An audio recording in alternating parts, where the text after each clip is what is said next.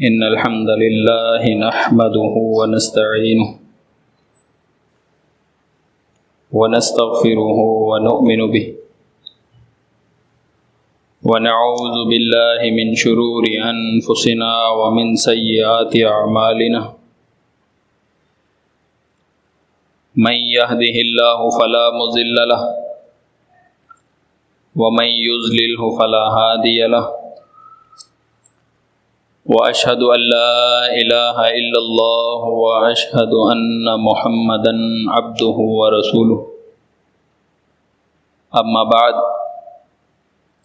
فأعوذ بالله من الشيطان الرجيم بسم الله الرحمن الرحيم قال الله تعالى في القرآن المجيد يا أيها الذين آمنوا قوا أنفسكم وأهليكم نارا وقودها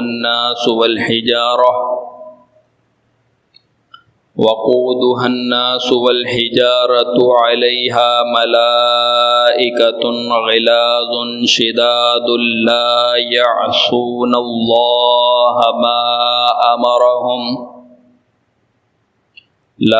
يعصون الله ما أمرهم ويفعلون ما يؤمرون يا أيها الذين كفروا لا تعتذروا اليوم إنما تجزون ما كنتم تعملون۔ محترم عزت مند سننے والوں، یہ آپ کے سامنے اللہ کی لاریب کتاب قرآن مقدس سے سورۃ تحریم سے 2 آیات تلاوت کی ہیں، 6 اور 7 نمبر۔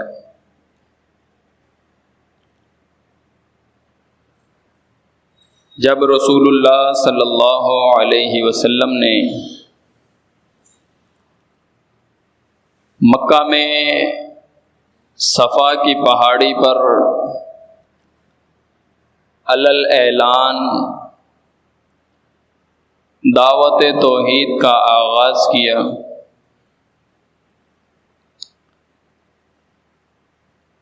تو مخالفین کو، سامعین کو، مخاطبین کو وہ دعوت، وہ الفاظ اور وہ جملے بہت صحیح سے سمجھ آ رہے تھے۔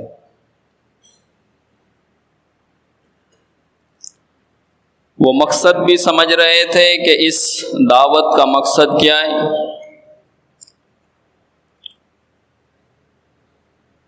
وہ اس کا انجام بھی سمجھ رہے تھے کہ اس دعوت کو قبول کرنے کے بعد کیا چیز ہمیں چھوڑنی پڑے گی اور کس چیز کو ہمیں اختیار کرنا پڑے گی۔ کوئی ڈھکی چھپی بات، کوئی ابہام، کوئی لاو لپیٹ انہوں نے محسوس نہیں کیا۔ ایسی بات ہو جس کی تفسیر، جس کا معنی پوچھنے کی ضرورت پیش آئے، ایسی کوئی بات نہیں تھی۔ ان کی زبان میں گفتگو ہو رہی تھی، انہیں کلمہ نجات بتایا گیا، انہیں دعوت توحید دی گئی، ایک الہ کو پکارنے کی دعوت دی گئی۔ یہ دعوت سننے کے بعد اسی میدان میں، اسی جگہ پر مخالفت ہونے شروع ہو گئی۔ اسی جگہ پر، اسی لمحے انہی لوگوں کے خلاف جو ساتھ رسول اللہ صلی اللہ علیہ وسلم کا دینے والے تھے، تو انہوں نے اس دعوت توحید کو روکنے کے لیے،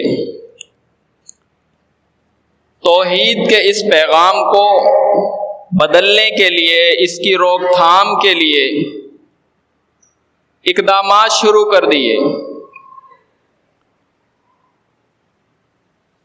انہیں یہ لگتا تھا کہ ہم کوئی تدبیر کریں گے، ہم کوئی سوچ بچار کرنے کے بعد قدم اٹھائیں گے تو ہم دعوت کو روکنے میں اور اپنے اس موقف کو جو پیش کیا جا رہا ہے اسے روکنے میں ہم کامیاب ہو جائیں گے۔ تو اسی میدان میں اٹھا کے پتھر مارنے لگے، اسی میدان کے اندر گالم گلوچ کرنے لگے، برا بھلا انہیں کہنے لگے۔ بد دعائیں ان کو دینے لگے، تیرے ہاتھ ٹوٹ جائیں، تب لک سائر الیوم، اس بات کے لیے تو نے آج ہمیں جمع کیا تھا، الہذا دعوتنا، اس دعوت کے لیے، اس پکار کے لیے تو نے ہمیں جمع کیا تھا۔ تو لہذا اسی میدان میں پروپیگنڈا شروع ہو گئے، تو مخالفت ہو گئی، تان و تشنی ہو گئی، پتھر مار لیے، اور مخالفت کا یہ رنگ بھی آ گیا کہ بد دعائیں دینے لگے، یا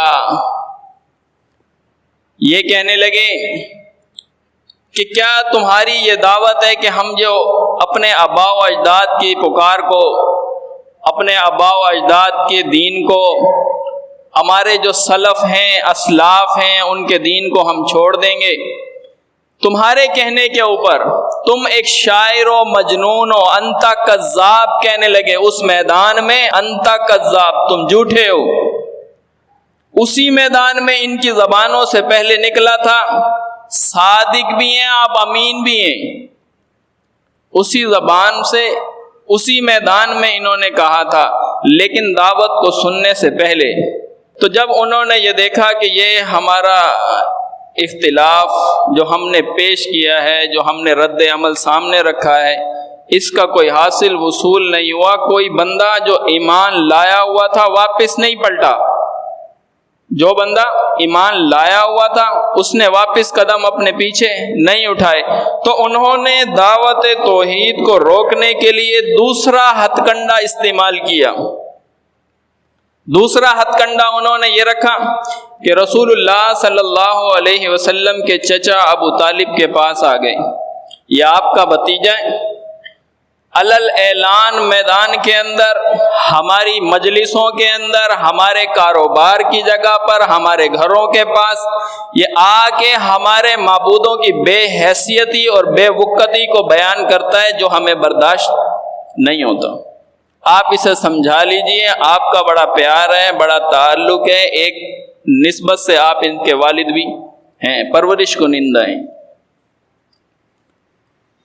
تو ان کا یہ حربہ بھی ان کے کام نہیں آئے۔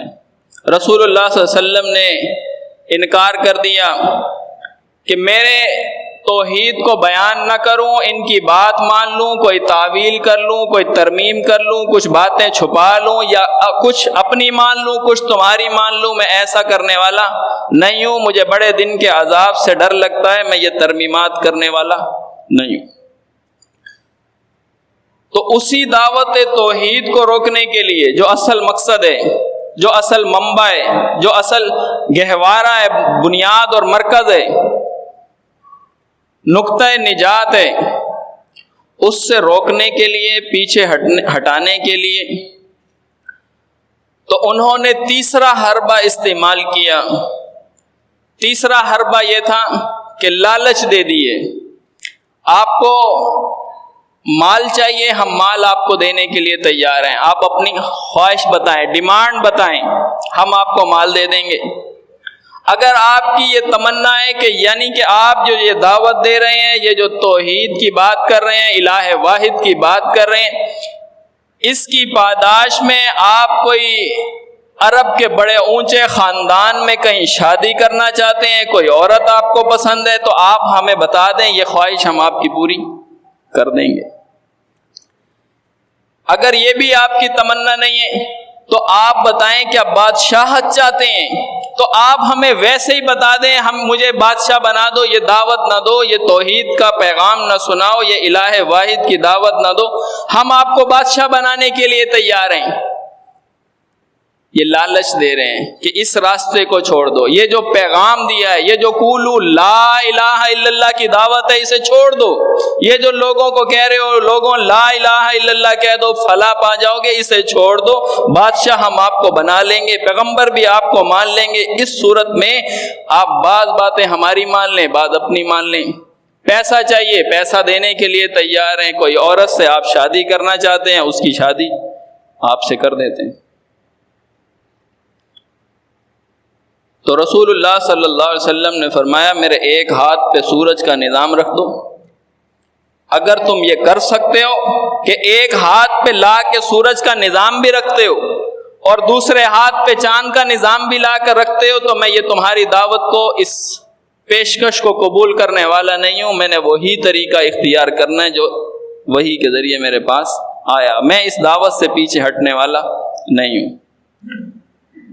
تو انہوں نے دیکھا کہ یہ تدبیر بھی ہماری کام نہیں آئی، یہ جو ہتھ کنڈا ہم نے پھینکا تھا لالچ کا، ترغیب دلانے کا، تو یہ ہمارے ضائع ہو گیا۔ تو رسول اللہ صلی اللہ علیہ وسلم کے ایک چچا کو بھیجا، عتبہ کو بھیجا کہ جاؤ رسول اللہ صلی اللہ علیہ وسلم کے پاس جاؤ، محمد بن عبداللہ کے پاس جاؤ، انہیں بتاؤ کہ دیکھو یہ طریقہ کار اچھا نہیں ہے، مکہ کی زمین کے اوپر فساد برپا ہو جائے گا، ہم آپ کو منع کر رہے ہیں، ہم آپ کو روک رہے ہیں، ہم نے آپ کو روکنے کے لیے مختلف اقدامات کیے ہیں، آپ ہماری بات کو نہیں مان رہے، تو مکہ کی زمین پہ فساد ہوگا اور زبردست قسم کا لڑاؤ ہو جائے گا، قبائل آپس کے اندر لڑنے شروع ہو جائیں گے۔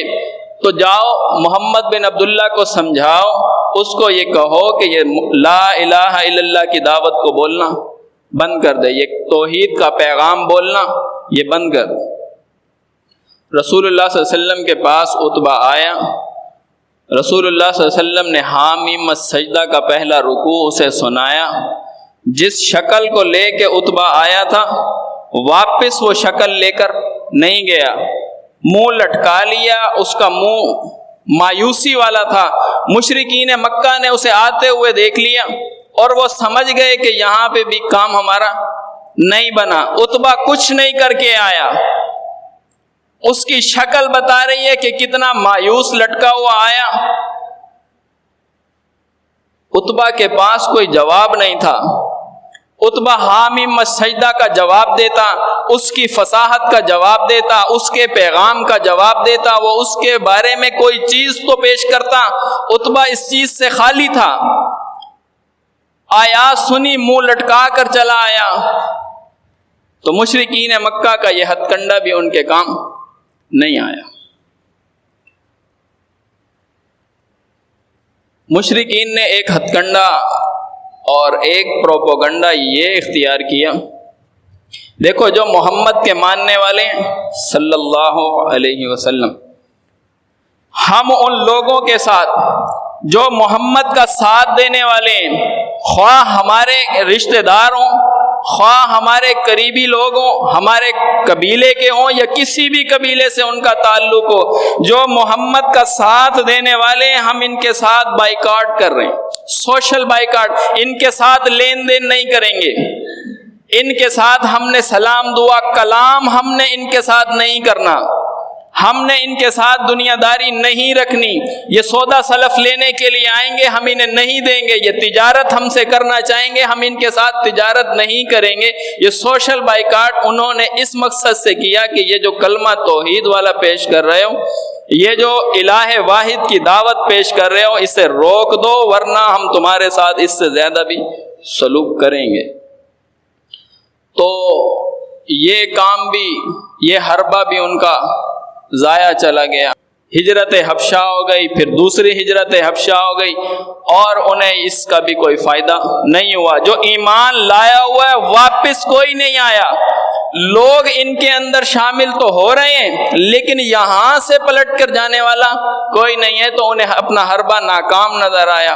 تو انہوں نے ایک راستہ یہ اختیار کیا کہ جو ایمان لانے والے تھے، جو کمزور لوگ تھے، جو کبھی ان کے غلام رہ چکے تھے، ان کے ساتھ ظلم اور تشدد کے پہاڑ انہوں نے توڑے، انہوں نے بلال رضی اللہ عنہ کے اوپر ظلم کیا، سمیہ کے ساتھ انہوں نے ظلم کیا، عمار بن یاسر کے ساتھ ظلم کیا، آل یاسر کے ساتھ انہوں نے ظلم کیا، ابو فقیہہ کے ساتھ ظلم کیا، عثمان بن مظعوم کے ساتھ انہوں نے ظلم کیا، زنیرہ کی آنکھوں میں گرم سلاخیں انہوں نے پھیری۔ ان کا مقصد یہ تھا کہ یہ جو دعوت توحید کی پیش کر رہے ہو اسے بند کر دو، ہمارا رد عمل تم دیکھ رہے ہو اس سے زیادہ ہوگا، یہ بند کر دو دعوت۔ تو صحابہ نے مار کھا لی، صحابہ نے دین نہیں چھوڑا، کسی ایک صحابی نے بھی واپس اعلان نہیں کیا میں تمہارے ساتھ ہوتا ہوں، میں نے معافی مانگ لی ہے، میں محمد سے اپنا دامن چھڑا رہا ہوں، نہیں، کسی نے ایسا نہیں کہا۔ ان کا یہ حربہ بھی ناکام ہو گیا۔ وہ چاہتے وہ یہ تھے کہ اس پیغام کو بند کیا جائے، اس پیغام کو روک دیا جائے اور اس کے بدلے میں ان کے دین کو قبول کیا جائے۔ جہاں سے جس گھرانے سے بھی لوگ محمد بن عبداللہ پر ایمان لے کر آئے ہیں وہ واپس ہمارے گھرانوں کی طرف آئیں، اپنے آبا کے دین کی طرف آئیں، اپنے اکابرین کو غلط نہ کہیں، اپنے اسلاف کو غلط نہ کہیں، اور اس پکار کو، اس دعوت کو، اس بت سازی کو اور یہ بتوں کے کارخانے کو غلط کہنا بند کر دیں۔ تو ان کا یہ حربہ ناکام تھا۔ جس مقصد کو اور جس بات کو میں آپ کے سامنے کھول کے پیش کرنا چاہتا ہوں وہ یہ کہ ہر دور کے اندر یہ دعوت چلی، رسول اللہ صلی اللہ علیہ وسلم کا دور آ گیا، مکہ کے اندر، مدینہ کے اندر پہنچ گئے، تو مدینہ کے اندر جو دعوت کا آغاز کیا، پھر اسلامی اسٹیٹ قائم ہو گئی، پھر جنگیں ہو رہی ہیں، پھر اس کے بعد سلسلہ چلتا چلا جا رہا ہے، فتوحات ہو رہی ہیں، ابو بکر کا دور آ گیا، عمر رضی اللہ عنہ کا دور آ گیا، فتوحات ہو رہی ہیں۔ اسلام کی زمین کفر میں نہیں بدل رہی، کفر کی زمین اسلام کی زمین بنتی جا رہی ہے، اسلام پھیلتا جا رہا ہے، کفر کی زمین سکڑتی چلی جا رہی ہے۔ لیکن اس مسئلے کے اندر آپ کو یہ دیکھنا ہوگا کہ جب انہوں نے یہ دیکھا کہ ہمارے تو سارے ہتھ کنڈے ضائع ہوتے چلے جا رہے، پھر انہوں نے جنگ شروع کر دی، سرد جنگ۔ پہلے تو گرم جنگ تھی، مارا ماری ہو رہی تھی، مار دھاڑ ہو رہی تھی۔ پہلے تو یہ ہو رہا تھا کہ ہم کاٹ دیں گے تمہیں، ہم گھسیٹیں گے تمہیں، ماریں گے تمہیں، آگ کے اوپر گھسیٹیں گے، ریت کے اوپر گھسیٹیں گے۔ لیکن اب کیا ہے؟ اب یہ ہے کہ سرد جنگ شروع ہو گئی، ان کو لڑواؤ، ان کو آپس کے اندر توڑو، ان کو آپس کے اندر لڑوا دو، یہ متحد نہ رہ سکیں، ان کو ایک دوسرے کی باتیں ان کے سامنے پیش کرو، ان کے دل آپس کے اندر کھٹے کرو، یہ ایک نہیں ہوں گے۔ ان کی فتح اور کامیابی کی صرف ایک وجہ ہے کہ یہ آپس میں متحد ہیں، یہ کسی قبیلے کے لوگ بھی ہیں، یہ سارے جب ایک مالا کے اندر پروئے گئے ہیں تو ان میں کوئی اختلاف نہیں نظر آ رہا جس کی بنیاد پہ ہم ان کو لڑوائیں۔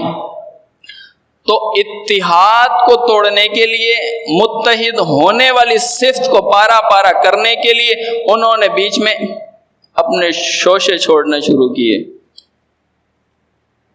مکہ میں تھے تو مشرکین مکہ پروپوگنڈے کرتے رہے، مدینہ میں چلے گئے تو یہود و نصارہ یہ پروپوگنڈے کرتے رہے۔ منافقین کی ایک جماعت تھی جو یہود کا ساتھ دینے والی تھی، انہوں نے اس چیز کو کیش کر لیا، اس چیز کو غنیمت سمجھ لیا، چونکہ وہ اندر کے حالات جاننے والے لوگ تھے اور وہ ہم راست تھے یہودیوں کے بھی اور مشرکین مکہ کے بھی، تو انہوں نے اس چیز کو اختیار کیا۔ آج ہمارے معاشرے میں دیکھیں، یہ جو دعوت ہے، یہ کلمہ ہے، یہ توحید کا پیغام ہے، اس کو روکنے کے لیے آج ہمارے معاشرے میں بھی بہت سارے پروپوگنڈے ہو رہے ہیں۔ اس دعوت کو روکنا ہے، اس تبلیغ کو روکنا ہے، اس پیغام کو ہم نے آگے چلنے نہیں دینا۔ اس کی زد میں ہمارے بزرگ آتے ہیں، اس کی زد میں ہمارے اکابرین آتے ہیں، اس کی زد کے اندر ایک پورا طبقہ آتا ہے۔ 1400 سال سے جو ہم دین کو گھڑ گھڑ کے ان کے سامنے رکھ رہے تھے، تو وہ تو سارا ملیا میٹ کر دیں گے، وہ تو ساری دعوت کو ختم کر دیں گے. تو لہٰذا ان کے اندر بھی کوئی ایسی چیز پیدا کرو، ان کے اندر بھی کوئی ایسا حربہ استعمال کرو یہ اس دعوت سے رک جائیں. اور آج ہمارے معاشرے میں اگر ہم اس کو دیکھیں، سمجھنے کی کوشش کریں تو وہ اپنے مقصد میں کسی حد تک کامیاب ہوئے ہیں. دعوت کو روکنا ہے، کس طریقے سے روکنا ہے؟ جو حربہ انہوں نے استعمال کیا، بڑی سوچ بچار کر کے، بڑا سوچ سمجھ کے انہوں نے حربہ یہ اختیار کیا کہ ان کی نوجوان نسل کو یہاں سے ہٹا دو. بس یہ ان کا ہدف تھا. نوجوان یہاں سے ہٹ جائیں گے، نوجوان کا دل نہیں لگے گا تربیتی اجتماع میں، نوجوان کا دل نہیں لگے گا دروس کو سننے میں اور اجتماعات کو اٹینڈ کرنے میں، تو ان کی جماعت کہاں تک چلی جائے گی؟ بس ان کے نوجوانوں کی تربیت کو خراب کر دو، بس ان کے نوجوانوں کو یہاں سے ہٹا دو، تو پھر اس کی پاداش میں ہم بھی دیکھ لیں گے کہ بوڑھے لوگ اس دعوت کو، اس تحریک کو لے کے کتنا کام کر لیں گے. جب جوان اس میں نہیں ہوں گے تو بوڑھے لوگ زیادہ دیر تک اپنی تحریک نہیں چلا سکتے، کیونکہ کسی بھی تحریک کو کامیاب ترین بنانے کے اندر سب سے زیادہ اہم کردار نوجوانوں کا ہوتا ہے. کسی بھی طبقے میں آپ دیکھیں، دنیا کا کوئی طبقہ بھی ہو، کوئی گروہ بھی ہو، کوئی پارٹی بھی ہو، اس کو کامیابی اگر ملی ہے تو نوجوانوں کی وجہ سے، اگر اسے ناکامی ملی ہے تو بھی نوجوانوں کی وجہ سے. نوجوان اپنی ذمہ داریاں نہیں نبھا رہے تھے اور پھر وہ تحریک ناکام ہو گئی. کتنے طبقے ایسے ہیں، گورنمنٹ کے کتنے ادارے ایسے ہیں، اگر ادھر سے آپ نوجوان نکال دیں، صرف بوڑھے لوگوں کو آپ وہاں داخل کر دیں، صرف پکی عمر کے لوگوں کو آپ اس میں رکھ لیں، تو وہ تحریک اور وہ ادارہ چلتا ہے؟ نہیں چلتا. وہاں پہ ضرورت پیش آتی ہے باہمت اور جرت مند نوجوانوں کی، لیکن ان کا جو ایک حربہ چلا ہے اس دعوت کو روکنے کے لیے، نوجوان پیچھے کرو، ان کے پاس کوئی ایسے آلات دے دو، کوئی ایسی ٹیکنالوجی دے دو، کوئی ایسا ان کو راستہ دے دو، ایسی رنگین اور خوشائن اور بڑی زبردست اور دل لگنے والی محافل ان کو فراہم کر دو، ایسی چیزیں انہیں فراہم کر دو جس کی پاداش میں جب درس ہو تو درس سننا ان کو انتہائی بور لگے. درس سننا، درس کی محفل، وہ وقت انتہائی بور ہو، یہ جان چھڑانے کے بہانے کرتا رہے، اس کی دنیا رنگین ہو. اور آ کے ان کے نوجوانوں کو یہ بتاؤ یہ بڑا پرانا دین ہے، جس دین کے اوپر تم چل رہے ہو، جہاں تمہیں چلایا جا رہا ہے، یہ بڑا پرانا دین ہے. اگر اسی طرح تم چلے، یہی طریقہ اور یہی نقشے قدم لے کر تم چلے، تم نے انجینئر بننا ہے، تم نے آگے پروفیسر بننا ہے، تم نے ڈاکٹر بننا ہے، تم نے وکیل بننا ہے، بڑے بڑے اداروں کے اندر تم نے جانا ہے، اور اتنی بڑی داڑھی سجا کے جاؤ گے تو لوگ تمہیں برا کہیں گے. دین سے پیچھے کر. جب اتنی بڑی محافل میں تم جاؤ گے، تم ڈاکٹر بنو گے، ڈاکٹروں کی محفل میں ہوں گے، تم سرجن ہوں گے تو سرجنوں کی محفل کے اندر ہوگے، تو جب تم وہاں جاؤ گے شلوار تمہاری ٹخنوں سے اونچی ہوگی، جو تمہارا پاجامہ ٹخنوں سے اوپر ہوگا، لوگ تمہیں انتہائی تنگ عقل محسوس کریں گے. تو یہ دین، یہ بڑا پرانا دین ہے، اس دور کا کلچر تھا، انہیں دین سے پیچھے کر، یہ ان کا حربہ ہے. نوجوان نکالو. جب نوجوان یہاں سے پیچھے ہٹیں گے تو پھر دیکھیں گے ہم ان کی تحریک کتنی چلے گی، پھر ہم دیکھیں گے. تو یہ حربہ ان کا بہت حد تک کامیاب ہے، اور ہمیں نظر بھی آ رہا ہے نا، نظر بھی آ رہا ہے اس حلقے کے کتنے نوجوان ہیں جن کی پرچیاں یہاں پہ کٹتی ہیں، لیکن وہ یہاں پہ دروس میں یا تربیتی اجتماع میں یا کوئی دعوت اللہ کے اندر نظر آتے نہیں ہیں. پرچی کٹتی ہے.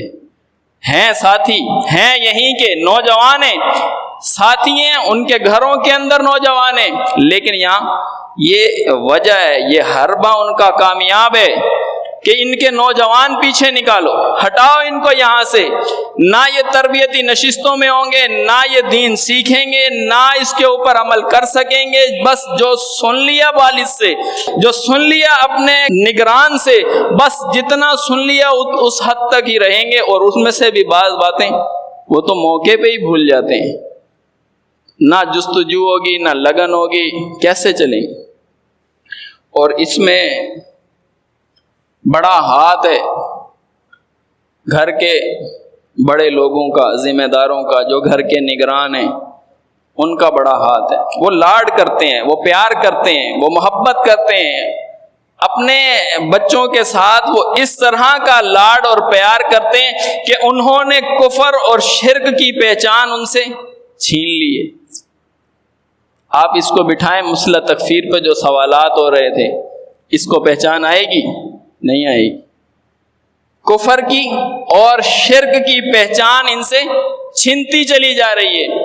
ان کے پاس کوئی ایسا علم نہیں ہے، ان کے پاس کوئی سوچ نہیں ہے، کوئی تدبیر اور کچھ اقدامات تک نہیں ہے، کچھ پلاننگ نہیں ہے، کچھ بننا چاہتے نہیں ہیں، دین کو سیکھنا چاہتے نہیں ہیں، تو اس کے پیچھے لاڈ، اس کے پیچھے پیار، اس کے پیچھے آسانی دو بچوں کو۔ ابھی چھوٹے ہیں، آہستہ آہستہ سیکھ جائیں گے، آہستہ آہستہ آئیں گے، ذرا تھوڑا سا باہر کا ماحول بھی دو ان کو، باہر دنیا بھی ان کو سکھاؤ ذرا۔ یہ بہانے اور بچوں کو یہاں سے دور رکھا ہوا۔ دیکھیں، پیپرز کا پوچھ رہے ہیں، دوسری باتوں کا پوچھ رہے ہیں، دنیاوی کاموں کا پوچھ رہے ہیں، لیکن نہیں پوچھ رہے تو یہ نہیں پوچھ رہے بیٹا میں باہر گیا تھا، کاروبار میں تھا، دکان میں تھا، تربیتی اجتماع تمہارے حلقے میں تھا، وہاں گئے تھے؟ نہیں گئے تو وجہ پیش کرو، کیوں نہیں گئے؟ کیا میں تمہارا کھانا، کیا میں تمہارا اوڑھنا پہننا، کیا میں تمہارا رہنا سہنا، تمہاری فیسیں، تمہارے کھانے کی نظام اور یہ ساری ضروریات کو میں پورا نہیں کر رہا؟ تو اس کے بدلے میں تمہیں دین تو سیکھنا چاہیے، اس کے بدلے میں دین تو سیکھنا چاہیے نا۔ اور وہ دین کیا کفریات کے اوپر ہے، وہ دین کیا شرکیات کے اوپر ہے، وہ دین تو خالص توحید کے اوپر ہے، اور تم نے اس کو نہیں سیکھا۔ یہ سوال بڑے لوگ نہیں کر رہے، تو ان کا ہاتھ ہے اس ماحول کو پیدا کرنے میں۔ یہ جو عوام مسجد سے غائب ہے، اس کے اندر ہاتھ ہے گھر کے بڑے لوگوں کا۔ چھوٹے بھی دیکھتے ہیں، چھوٹے بھی دیکھتے ہیں، جب ابا جی نہیں جاتے تو ہم کیا کریں گے جا کے؟ ابا جی سے الٹا بھی بولتے ہیں، نوجوان نسل والد سے الٹا بھی بولتی ہے۔ آپ سوال کریں کیوں نہیں گئے تھے؟ آپ مصروف ہوتے ہیں، ہم سے سوال کرتے ہیں، بولتی ہے کہ نہیں بولتی؟ ایسے ہی ہے۔ آپ تو اپنے کاروبار میں ہوتے ہیں، ہم سے سوال کرتے ہیں، ذمہ داریاں ہمارے اوپر ڈالی ہیں۔ یہ زبان چلتی ہے، لڑکا اپنے باپ کو باپ نہیں سمجھتا، بیٹی اپنی ماں کو ماں نہیں سمجھتی، زبان چلتی ہے کینچی کی طرح، والدین کے سامنے چلتی ہے۔ اور پھر جب والدین یہ دیکھتے ہیں کہ اس کی زبان چلی، یہ میرے سامنے بولا، میرے سامنے میرے برابر کا ہے، تو لہذا اس کو ذرا ڈھیل دو، آہستہ آہستہ سمجھاؤ اس کو، دین کی بات ہے نا، تو باغی ہو جائے گا، بغاوت کرے گا، گھر کا ماحول خراب کرے گا، تو آہستہ آہستہ سمجھائیں گے اس کو، چھوڑ دیتے۔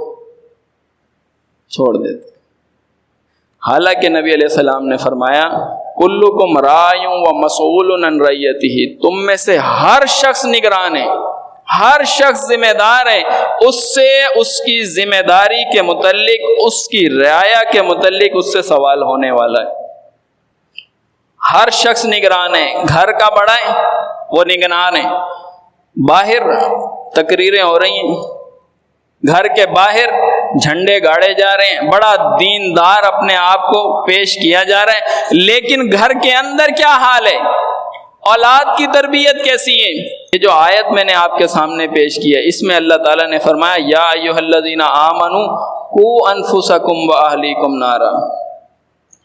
دیکھیں، اگر ایمان کا دعویٰ خالی دعویٰ کام آ رہا ہوتا، صرف محض دعویٰ کی ہے، مسجد توحید میں آتے ہیں، یہاں پہ پرچی کٹتی ہے، ہمارے یہ امیر ہیں، امیر بھی گواہی دیتے ہیں جی یہ ہمارے ساتھی، صرف اکیلا دعویٰ کام آ رہا ہوتا تو کبھی بھی اللہ یہ نہ کہتا کہ یا ایھا الذین آمنوا قوا انفسکم واہلیکم نارا، اپنے آپ کو جہنم کی آگ سے بچاؤ۔ ایمان کے دعوے داروں اپنے آپ کو جہنم کی آگ سے بچاؤ۔ پتہ چلا کہ ایمان خالی دعوے کے ساتھ نہیں، ایمان کا دعویٰ کرنے کے بعد پیچھے ذمہ داریاں ہیں، ایمان کا دعویٰ کرنے کے بعد پیچھے ہمارے اسباب ہیں، ان کو ہم نے پورا کرنا ہوگا۔ یہ سبب اگر ہم نے پائے تکمیل تک نہ پہنچائے، اس کے حقوق کو ہم نے ادا نہ کیا تو یہ سبب بنے گا جہنم میں داخلے کا، ایمان والے کے جہنم میں داخلے کا سبب بنے گا۔ فرمایا وقودھا الناس والحجارہ، وہ جگہ ایسی ہے جس کا ایندھن انسان اور پتھر ہے۔ میں نے کہہ دیا، آپ نے سن لیا، پتھر ہیں، ایندھن، انسان اور ایندھن، یہ کیا سمجھ ہی نہیں آیا؟ انسان ہے اور پتھر ہیں، جہنم کا ایندھن ہے، نہیں سمجھ آیا؟ نہیں آیا نا؟ یہ جب سامنے آئے گا یہ منظر فوراً سمجھ آ جائے گا، فوراً سمجھ آئے گا۔ ابھی تو میں کہہ رہا ہوں اس جگہ پہ ڈالا جائے گا جہنم میں جس کا ایندھن انسان اور پتھر ہیں، نہیں سمجھ آیا؟ دیکھیں ایندھن ہے، پیٹرول اس کو کہہ رہے ہیں نا ایندھن، مٹی کا تیل ایندھن، وہ آگ کے لیے ایندھن ہے۔ آج ہمارے معاشرے میں آگ کو جلائیں، جتنا پیٹرول ڈالیں گے آگ بھڑکتی چلی جائے گی، جتنا اس میں مٹی کا تیل آپ ڈالتے جا رہے ہیں آگ اتنی زیادہ پھیلتی جا رہی ہے۔ ایندھن ہے، آگ کو مزید بھڑکانے والا ہے۔ فرمایا یہ انسان جتنے زیادہ آگ کے اندر ڈالے جائیں گے اتنی زیادہ آگ جہنم جو ہے وہ پھیلتی چلی جائے گی، چنگھاڑیں زیادہ مارتی چلی جائے گی۔ اور ڈالو میرے اندر ان کافروں کو، اور ڈالو میرے اندر ان نافرمانوں کو، اس کی یہ پکار زیادہ ہوتی جا رہی ہے۔ فرمایا علیہا ملائکۃ، اس پہ ملائکہ ہیں، فرشتے ہیں۔ کیسے فرشتے ہیں؟ فرمایا غلاظ شداد، ایسے فرشتے ہیں رحم وحم سے ان کا کوئی واسطہ نہیں ہے، رحم نہیں آتا انہیں۔ ہمیں تو رحم آتا ہے نا، چھوٹا بچہ ہے، معصوم سی بچی ہے، ابھی چھوٹی عمر ہے، آہستہ آہستہ سیکھ جائے گا، ابھی تو ان کی عمر ہے نا شرارتیں کرنے کی۔ شرارتیں کیا ہیں؟ داڑھی کٹواتے ہیں، یہ چھوٹے بچے ہیں، اتنے چھوٹے ہیں، داڑیاں ان کی آ گئی ہیں، یہ ابھی بچے ہیں، داڑھی کٹواتے ہیں، سر کی کٹنگ غیر شرعی کروا رہے ہیں، اور گانے سننا ان کا معمول ہے، اور گرل فرینڈ انہوں نے بنائی ہوئی ہے۔ یہی ہو رہا ہے نا، یہ ہو رہا ہے ہمارے معاشرے کے اندر، اور یہ بات ایک باپ سے چھپی ہوئی نہیں ہوتی، ماں سے یہ بات چھپی ہوئی نہیں ہوتی، وہ سمجھ رہی ہے اس کی نبض کو، وہ جانتی ہے لیکن خاموش رہتی ہے، لیکن اس پہ چپ رہتی ہے۔ بولے گی تو پتہ ہے اس کو گھر کا ماحول یہ بچی خراب کر دے گی، ایک دم سے گھر کے اندر فساد ہوگا، فتنہ ہو جائے گا ایک دم سے، تو لہذا خاموش ہو جاؤ، آہستہ آہستہ سمجھاؤ، آہستہ آہستہ بتاؤ، بغاوت کے اوپر اتر آئے گی۔ حالانکہ فرمایا کلکم راع ومسئول عن رعیتہ والامام راع ومسئول عن رعیتہ ورجل راع فی اہلہ۔ فرمایا ایک مرد اپنے گھر والوں کا نگران ہے، اور ومسئول عن رعیتہ، اس سے سوال ہونے والا ہے اس کے گھر کی بابت۔ اور ایک عورت اپنے گھر کی نگران ہے، جب گھر کے اندر اس کا شوہر نہیں ہے، بچوں کا والد گھر میں نہیں ہے، اور وہ کسی کاروبار میں کسی باہر کی مشغولیت کے اندر ہے، تو یہ عورت اپنے گھر کی نگران ہے۔ فرمایا اس عورت سے بھی سوال ہونے والا ہے۔ فرمایا وَمَسْئُولَةٌ عَنْ رَعِّيَتِهَا، اور اس عورت سے بھی اس کی رعیت کے بارے میں پوچھا جائے گا، مرد سے بھی پوچھا جائے گا، عورت سے بھی پوچھا جائے گا۔ دیکھیں مسئول بنے ہیں، سوال ہونا ہے، پوچھ ہونی ہے۔ کیا پوچھ ہونی ہے؟ فرض کریں آپ اس بندے سے سوال کر لیں جس کے گھر کی تربیت کا آپ کو اندازہ ہے، یہ بچوں کی ظاہری وضاحت کیسی ہے، ان کی سوچ کیسی ہے، ان کی دوستیاں کیسی ہیں، ان کے افعال کیسے ہیں، ان کے شوق کیسے ہیں، اندازہ ہوتا ہے۔ اس کے گھر والوں، یہ جو گھر کا سربراہ ہے، آپ اس سے پوچھیں، سوال کر سکتے ہیں۔ کیا کوئی انجان آدمی کیا کوئی انجان آدمی آپ کی مرضی کے بغیر آپ کے گھر میں داخل ہو سکتا ہے؟ اجازت آپ نے دے رکھی ہے گھر میں؟ کوئی بھی انجان آدمی میری مرضی کے بغیر گھر میں آ جائے، اس کی اجازت ہے، آ جائے۔ اجازت دی تھی؟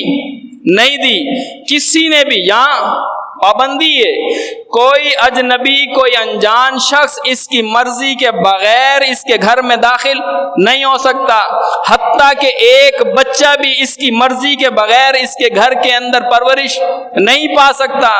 اس نے اجازت نہیں دی تو پھر اس کی مرضی کے علاوہ، اس کی سوچ کے علاوہ، اس کے دعوی ایمان کے متضاد ایمان اس کے گھر کے اندر کیسے ہے؟ اس کے بچے لاپرواہ کیوں ہیں؟ یہ تو باہر بڑے تقریریں کرنے والا تھا، یہ تو باہر بڑے دروس سننے والا تھا، یہ تو بڑے سفر کر کر کے بڑے دور دور جا کر درس سنتا تھا، اس نے تو باہر بڑے جھنڈے گاڑ رکھے تھے، لیکن اس کے گھر کے اندر یہ خلاف شرع دین یہ کیسے گھسا ہوا ہے؟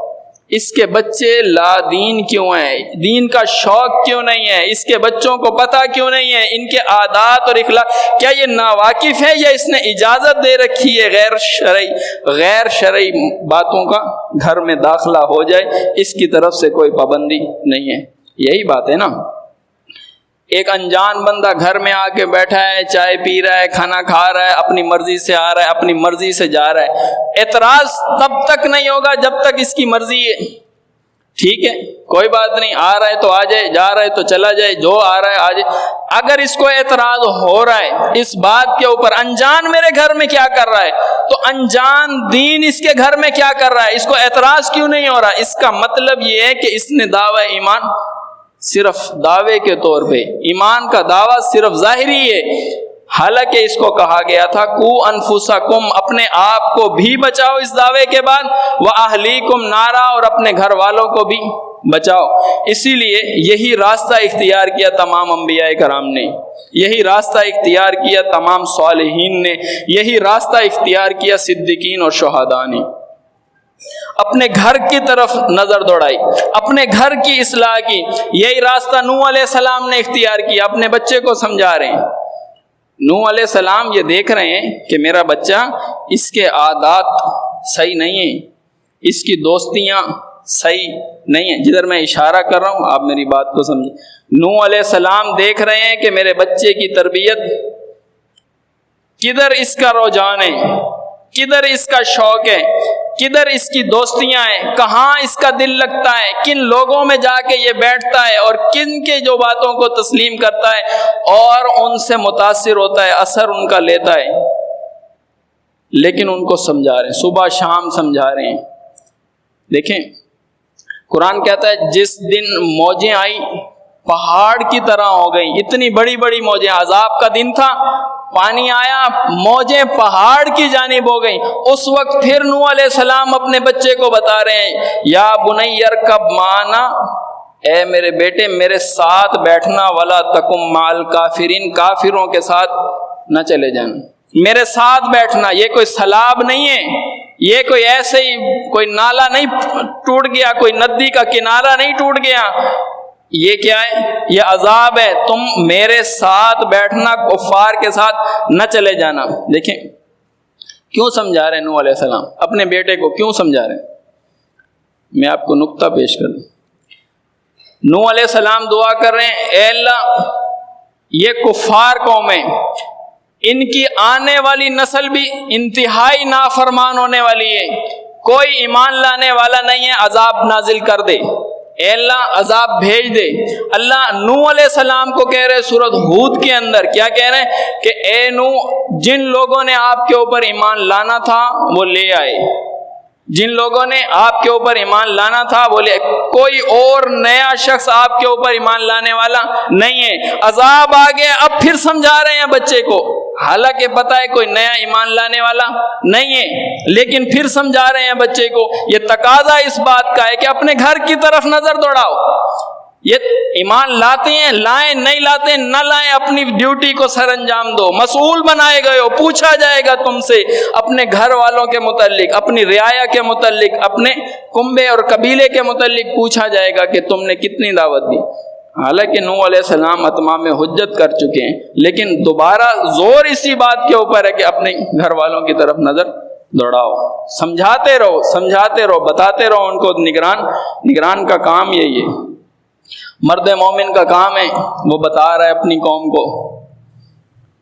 ابراہیم علیہ السلام اپنے بچوں کو بتا رہے ہیں، یعقوب علیہ السلام اپنے بچوں کو بٹھایا ہوا بتا رہے ہیں، لقمان رحمۃ اللہ علیہ اپنے بیٹے کو بتا رہے ہیں، بٹھایا ہوا ہے، گھر میں بٹھایا ہوا ہے، گھر والوں کو بٹھایا ہوا ہے، بچوں کو بٹھایا ہوا ہے۔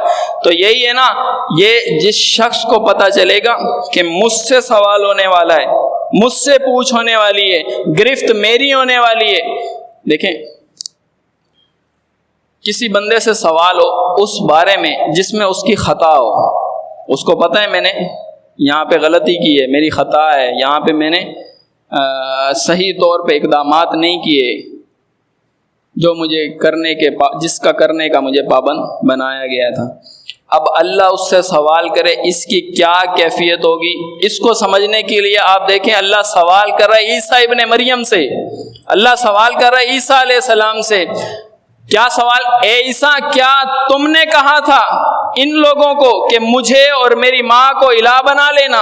یہ کام عیسیٰ علیہ السلام نے نہیں کیا۔ اللہ ان سے سوال کر رہے ہیں، پوچھ رہے ہیں، بتاؤ تم نے کہا تھا، تمہارا نام لے رہے ہیں نا، تم نے کہا تھا کہ مجھے الہ بنا لینا اور میری ماں کو الہ بنا لینا۔ کیفیت دیکھیں عیسیٰ علیہ السلام کی کیا ہے، کیفیت کیا ہے۔ اللہ سوال کر رہا ہے، تھر تھرا رہے ہیں، کانپ رہے ہیں۔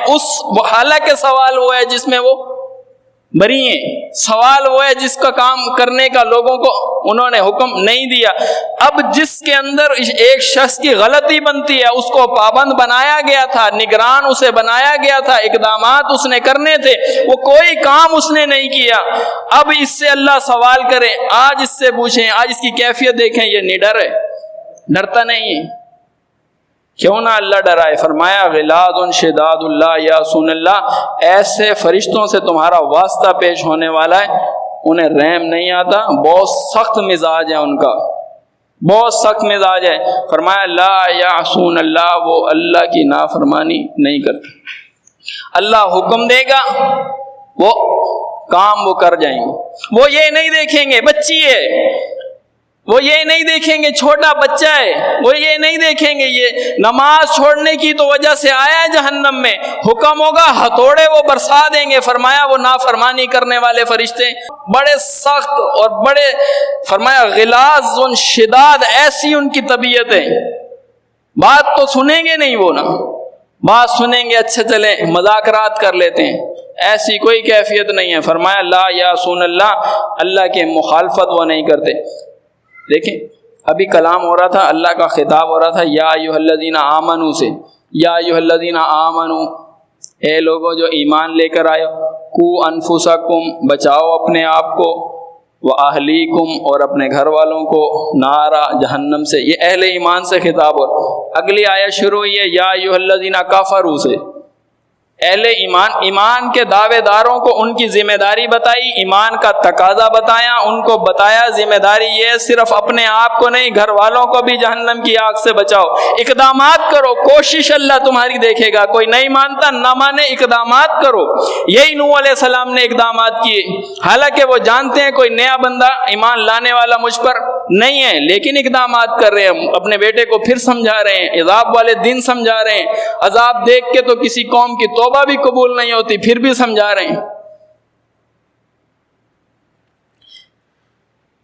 فرمایا یا ایھا الذین کفروا، اے لوگوں جو کفر کرنے والے ہو، لا تعتذروا اليوم، آج بہانے نہ تراشو۔ اللہ جو پکڑے گا، فرمایا بہانے نہیں تراشو، میں مصروف تھا، میں یہ کر رہا تھا، میں وہ کر رہا تھا، میں نے تو سمجھانا تھا، میری تو پلاننگ تھی، میں نے تو یہ کرنا تھا، میں نے تو فلاں کے ذمہ لگا دیا تھا۔ آج ہمارے ساتھ یہی پیش آ رہا ہے نا، آپ پوچھ لیں، میں نے بچوں میں سے بڑے کو بولا تھا ان کو سکھا دے گا، اس نے نہیں سکھایا، اپنے آپ کو چھڑانا ہے، بس ذمہ داری کسی اور کے گلے میں ڈال کے اپنے آپ کو بری۔ فرمایا لا تعتذروا اليوم، بہانے نہیں تراشو آج، کیا ہوگا؟ فرمایا الیوم، آج بہانے نہ تراشو، انما تجزون، آج جزا ملے گی تمہیں، ما کنتم تعملون، انہی کاموں کی جو کام تم کر کے آئے ہو۔ ذمہ داری تمہیں دی تھی، تمہیں پابند بنایا گیا تھا، تمہیں نگران بنایا گیا تھا، تمہیں مسئول بنایا گیا تھا، لیکن تم نے اس کی پرواہ نہیں کی، اقدامات نہیں کیے، تم نے آگے لوگوں کو سمجھانے کے لیے، اپنی رعایا کو سمجھانے کے لیے کوئی تدبیر نہیں کی، کوئی سوچ بچار تم نے نہیں کی، کچھ تم نے اقدام نہیں کیا، قدم نہیں اٹھائے، کوئی ترتیب تم نے نہیں بنائی۔ تو فرمایا آج بہانے نہ تراشو۔ خطاب کیسے کیا؟ میں یا ایھا الذین کفروا، ایمان کا اسی لیے اگر آپ نظر رکھیں سورۃ عصر کے اوپر، تو میں ساری انسانیت خسارے میں، ایمان لے آئے خسارے سے باہر ہیں، صرف ایمان نہیں، فرمایا نیک اعمال بھی کرے، وتواصوا بالحق، حق بات کی تبلیغ بھی کرے، پھر مصیبت آئے گی اس کے اوپر صبر بھی کرے، پھر ہے خسارے سے باہر نکلنے والا۔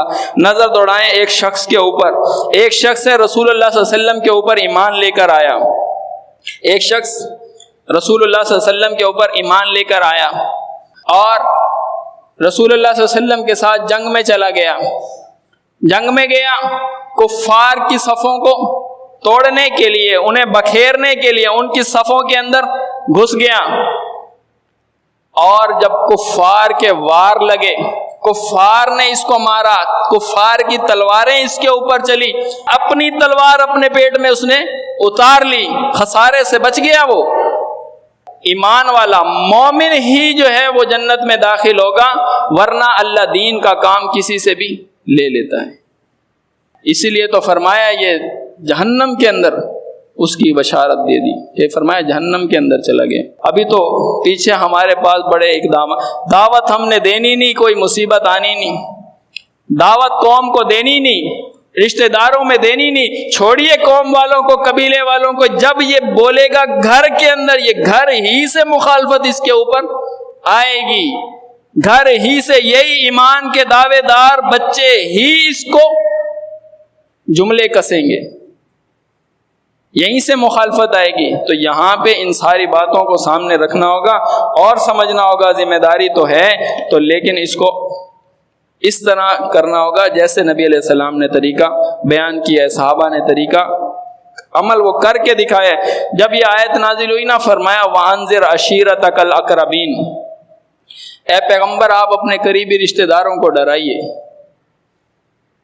وَأَنذِرْ عَشِيرَتَكَ الْأَقْرَبِينَ، قریبی رشتہ داروں کو اور اس بات کے اوپر ابو ہریرہ روایت کرتے ہیں کہ فرماتے ہیں جب یہ آیت نازل ہوئی کہ اے پیغمبر آپ اپنے قریبی رشتہ داروں کو ڈرائیے، تو نبی علیہ السلام نے ایک ایک کو خطاب کیا۔ کیا خطاب کیا؟ یا بنی قعب بن لوئی، قبیلے کو خطاب کیا، اے قعب بن لوئی قبیلے والوں، فرمایا یا بنی مرہ بن قعب، اے قعب قبیلے والوں، فرمایا و یا بنی عبد مناف، اے مناف قبیلے والوں، فرمایا و یا بنی ہاشم، اے ہاشم قبیلے والوں، ایک ایک قبیلے کو خطاب کر رہے ہیں، بتا رہے ہیں، اے عبد المطلب قبیلے والوں، فرمایا انقذوا انفسکم من النار، اپنے آپ کو جہنم کی آگ سے بچا لو، کل میں تمہارے کسی کام آنے والا نہیں ہوں۔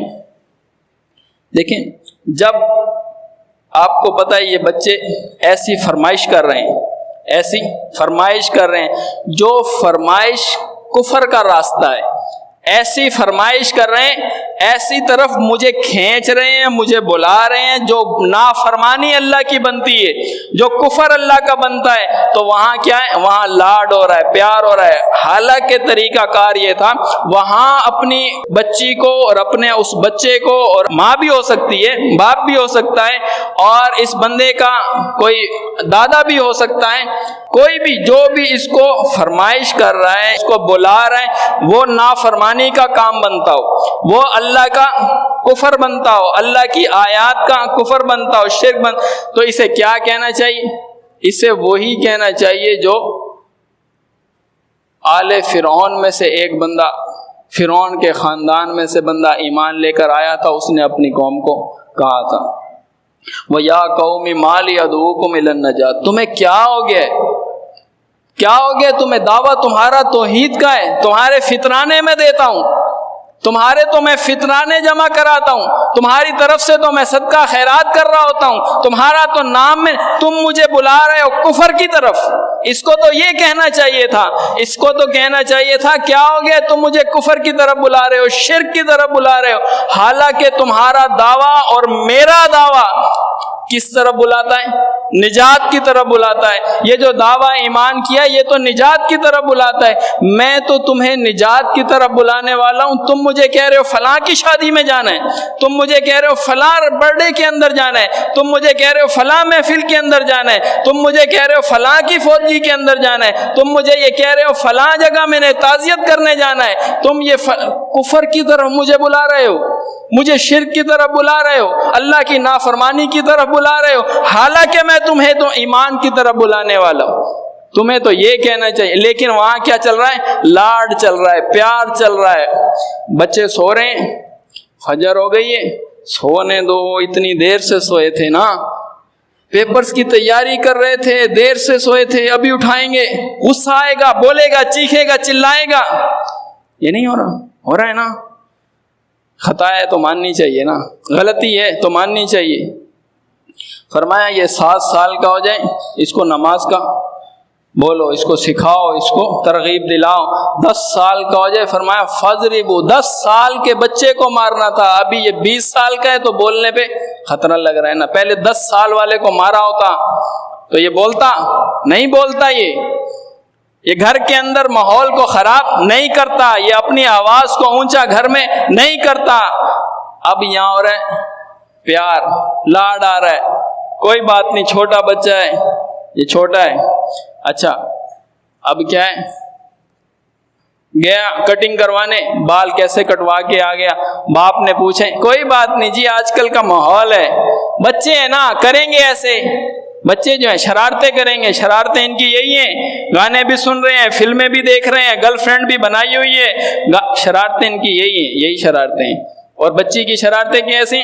آپ بچی کے اوپر بھی لاڈ اور پیار ہو رہا ہے نا، دوستوں میں جا رہی ہے، باہر جانا چاہتی ہیں، فرینڈز اس کو بلا رہے ہیں، اور یہ باہر جا رہی ہے اپنی دوستوں کے ساتھ، دیر دیر تک اپنی دوستوں کے ساتھ بیٹھی ہوئی ہے، اور بہرحال اور اس کو گھر سے نکالا کس حالت میں جا رہا ہے؟ گھر میں شاید اس کو گھر سے تو عبایا پہنا کے نکال دیا، لیکن وہاں جا کے عبایا اتر گیا، وہاں دوستوں میں بیٹھے ہیں، عبایا اتر گیا، پھر وہاں جا کے سارے غیر شرعی افعال شروع ہو گئے، پھر وہاں کہیں پکنک پہ جا رہے ہیں، کہیں ٹرپ کے اوپر جا رہے ہیں، یہ بات ماں کو پتہ ہوتی ہے یہاں خلاف ورزی ہوئی ہے، یہاں اقدامات غلط ہوئے، یہ باپ کو پتہ ہے، یہ ماں کو پتہ ہے، لیکن اس نے آنکھیں بند کی ہیں، نہیں سمجھایا اسے، نہیں ڈرا، پابندی نہیں لگائی اس کے اوپر، روک تھام اس کے لیے نہیں کی، وہاں لاڈ ہے، وہاں پیار ہو رہا ہے۔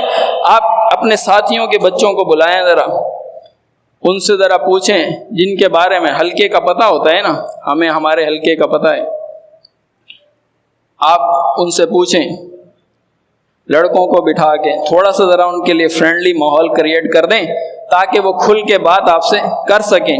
بس آپ اس سے پوچھیں گرل فرینڈ کیوں بنائی ہوئی ہے، پوچھیں، یہ ساتھی کے لڑکے جواب دیں گے، یہ ساتھی ہیں، اس کی پرچی کٹتی ہے یہاں پہ، حیا سے کوئی واسطہ اس کا نہیں ہوگا، آپ اس سے پوچھئے گرل فرینڈ کیوں بنائی ہے، یہی جواب دے گا۔ کیا کہے گا؟ آئیے ہم تو محبت والے لوگ ہیں، محبت بانٹتے ہیں، یہ اس کا جواب ہے۔ ساتھی کا بچہ ہے، جواب دیتا ہے، فرمایا حیا ایمان کا حصہ ہے، حیا گئی تو ایمان گیا، فرمایا حیا اور ایمان لازم و ملزوم۔ یہ کہہ رہے ہیں ہم تو محبت والے لوگ ہیں جی، محبتیں بانٹتے ہیں۔ پھر اس سے پوچھو، ہاں بھئی آپ نے کیوں گرل فرینڈ بنائی ہے؟ بولے گا آج کل تو سارے ہی بناتے ہیں، تو میں نے بنائی ہے تو کیا ہوا؟ یہ ساتھی کا بچہ جواب دے گا آپ کو۔ پتہ چل رہا ہے تربیت کیا ہو رہی ہے گھر کے اندر، یہ گھر کے باہر جملے ادا کر رہا ہے تو گھر میں اس کو پوچھنے والا کوئی نہیں ہے، گھر میں اس کو روک ٹوک کرنے والا کوئی، نظر دوڑائی نہیں گھر کی طرف، باہر تقریریں ہو رہی ہیں جی، باہر سارے کام ہو رہے ہیں، باہر سارا کچھ ہو رہا ہے، گھر کے اندر دین ہی نہیں ہے، فتنہ ہے، فساد ہے، لڑائی جھگڑا ہے۔ اگر کوئی بات کرو تو فوراً لڑائی۔ آپ اس سے پوچھیں نا لڑکوں سے، کیوں بنائی یہ گرل فرینڈ، کیا ہوا ہے؟ آپ کو جواب دے گا، کہتا ہے ہم صرف صاف صاف باتیں کرتے ہیں، ایسے کوئی غلط بات نہیں کرتے۔ اس کا جواب سنیں آپ۔ بس بات آپ کو پتہ ہونی چاہیے کہ اس کے کردار کیا ہے، اس کی دوستی کیسی ہے، اس کا اٹھنا بیٹھنا، اس کا شوق کیسا ہے، بس آپ دیکھیں اس کو۔ آپ کو پتہ ہے یہ جو ایک رشتہ بنتا ہے گرل فرینڈ اور بوائے فرینڈ کا، ایک رشتہ، کتنی آیات کا کفر ہوتا ہے اس کے پیچھے، کتنی آیات کا مذاق بنایا جاتا ہے، کتنی آیات کو منسوخ سمجھا جاتا ہے۔ ہاں تورات کی طرح مانتے ہیں ان آیات کو، احترام کریں گے، عمل کوئی نہیں کریں گے۔ انجیل کی طرح مانتے ہیں قرآن کی ان آیات کو، ہاں احترام کریں گے، عمل شمل کوئی نہیں کریں گے۔ ہاں ایمان ہے ہمارا، عمل منسوخ ہیں، تورات کی طرح، انجیل کی طرح، زبور کی طرح ہے یہ قرآن کی یہ آیت۔ ایک رشتہ جب گرل فرینڈ بوائے، یہ باپ کو پتہ ہے میرے بیٹے کا کیا کردار ہے، باپ کو پتہ ہے وہ آنکھیں بند کیا ہوا ہے، ماں کو پتہ ہے یہ میری بیٹی کس راستے پہ چلی ہوئی ہے۔ اس کو بتاؤ کہ ایک گرل فرینڈ اور بوائے فرینڈ کا رشتہ بنانے میں کتنی آیات کا کفر ہوتا ہے، کتنی احادیث کا کفر ہوتا ہے، کتنی آیات کی دھجیاں بکھیری جاتی ہیں، شریعت اسلام کا چہرہ مسخ کیا جاتا ہے۔ اس کو بتائیں اس بچی کو کہا تھا گھر میں ٹکی رہو، باہر نہیں نکلنا، کہا تھا؟ اس نے تو تورات سمجھا، اس کو احترام کریں گے، مانے چھانیں گے نہیں، اس کو تورات سمجھ لیا۔ اس کو دیکھ، اس بچی کو کہا تھا شرعی پردہ کرو، بکل باندھو، چادریں لٹکاؤ، اپنے وجود کو ڈھانکو، پردہ کرو۔ اس نے نہیں، غیر محرم کے ساتھ زینت کو ظاہر نہیں کرو، یہ زینت کو غیر محرم سے بات سخت لہجے میں کرو، نہیں۔ عورتوں اور مردوں کے اخلاق پہ قرآن نے پابندی لگائی تھی، اس کو منع کیا گیا تھا، لیکن یہ اس راستے پہ چلا، اور پھر اس نے کیا کیا، وہ سارے راستے جو بے حیائی کا سبب بنتے ہیں اس کو بھی اس نے اختیار کیا۔ یہ تنہائی کو اختیار کرنا، غیر محرم ایک جگہ پر، عورت اور مرد ایک جگہ پر، اور محفل میں بھی الگ، تنہائیوں میں بھی سٹنگ ہو رہی ہے، بات چیت ہو رہی ہے، چائے کافی پی جا رہی ہے، کالج میں بھی یا اسکولوں کے اندر بھی ایسا ہو رہا ہے۔ اور پھر اس کے بعد آپ دیکھیں گے کیا ہو رہا ہے، احکامات کو پس سے پش پھینک دیا، احکامات کو پس سے پش ڈال دیا۔ ایک رشتہ وجود کے اندر آیا، گرل فرینڈ بوائے فرینڈ کا رشتہ ہے، کیا ہے جی، انڈرسٹینڈنگ کے لیے کیا ہے۔